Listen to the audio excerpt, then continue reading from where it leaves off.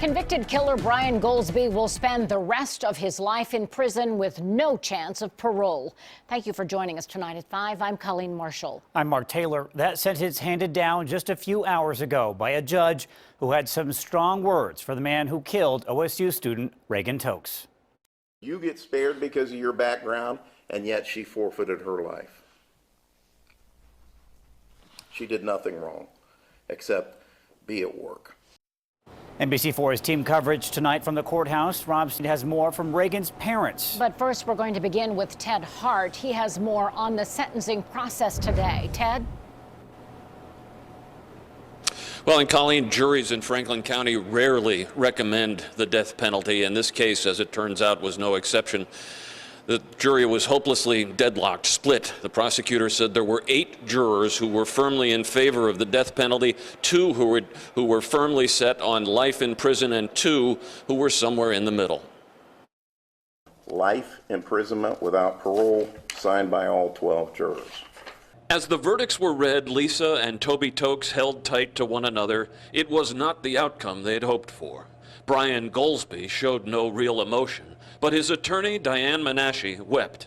Yesterday, she had begged the jury to spare Golsby's life. That the jury just showed me that, like, there's humanity out there, and, you know, they followed the law, and I can't say enough. I'm so proud of the jury in this case.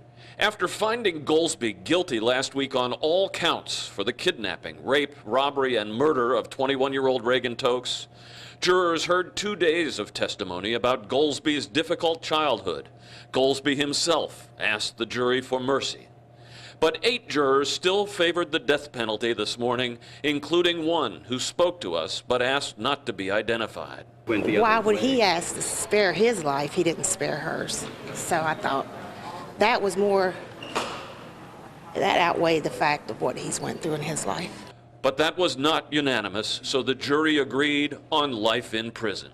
In sentencing Golsby, Judge Mark Serrett said he found it ironic that Golsby's horrendous upbringing saved his life, but at the expense of Reagan Tokes. And yet she forfeited her life because of your background. You get spared because of your background, and yet she forfeited her life. Prosecutor Ron O'Brien found some positives in the decision. The good news is, I think for us, that Mr. Golsby will die in prison.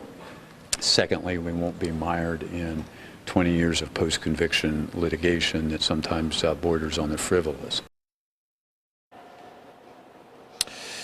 And this was obviously a very emotional day for the family of Reagan Tokes. And with more on that side of today's events, we'll go to NBC4's Rob Sneed.